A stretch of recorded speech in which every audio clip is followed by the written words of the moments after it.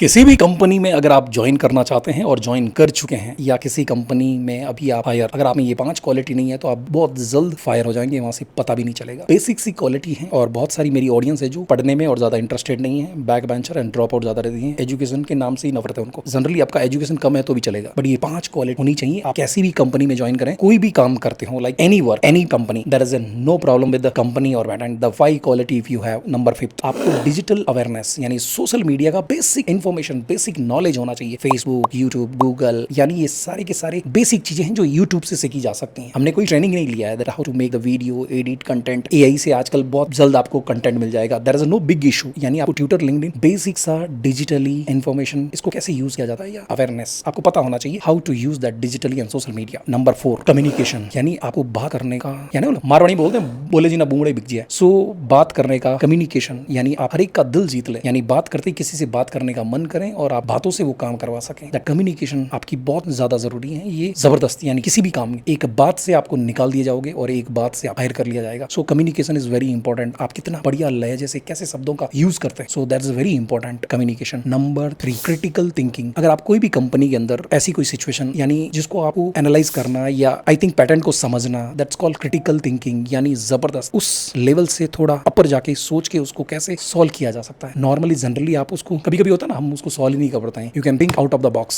सो critical thinking, ऐसी सोच, ऐसे विचार, ऐसा पैटर्न अगर आपका है, you are a great employer. और घुलना मिलना, that is like number 2, it's a beautiful quality. आपका किसी भी कंपनी में जब हम जाएंगे तो डिफरेंट जाति, कल्चर, यानी डिफरेंट पिन कोड से, डिफरेंट एरिया से, डिस्ट्रिक्ट से, यानी उस कंपनी के अंदर एम्प्लॉय मिलेंगे। सो आपका घुलना मिलना, यानी आपका कैसा मिलनसार आप इंसान है। So I think that's very important. आप उस कंपनी के अंदर एक अलग नाम, अलग पहचान, यानी ये बहुत ज्यादा जरूरी होता है। लाइक समझना एक दूसरे को और उनके साथ शेयर करना। So you will be a very good employ in that company. यानी ये आप में होना चाहिए। सामने से नहीं आया, आप जाके उसको हाई बाई कर सकते हैं। That should be very important. यानी आप हर एम्प्लॉय के साथ अच्छे से रहें। आप किसी एक के साथ है दांत करके मिलते हैं और किसी और से बात भी नहीं करते हैं, तो that should be not a good sign. घुलना मिलना, हर एक के साथ एक जैसा, that should be a very good quality of as a good employ. Number 1, emotional intelligence. ये सबसे ज्यादा, सबसे खतरनाक, यानी हर इंसान के इमोशन की आप रेस्पेक्ट करें, उनकी फीलिंग और इमोशन को समझें, and you know the problem, you know the solution. Show the entire what ever the, जो भी कंपनी, जो भी जहां भी आप काम कर रहे हैं, you should be a very intelligent emotional, यानी अगले वाले के इमोशन की आपको रेस्पेक्ट करनी है, चाहे वो कौन सा भी जाति, धर्म, रिलीजन से। यू शुड रेस्पेक्ट एवरी, उनके इमोशन को समझना, अंडरस्टैंड करना। सो इमोशनल इंटेलिजेंट, मुझे लगता है ये 5 क्वालिटी अगर किसी इंसान में है, आई प्रॉमिस आपको कोई भी किसी भी कंपनी से नहीं निकालेगा, निकाल नहीं सकता। यानी you will be the number 1 loved person in the company and you will be hire anywhere. अगर आपको निकाल भी दिया, कंपनी बंद भी हो गई, दूसरी कंपनी आपके लिए इंतजार करेगी।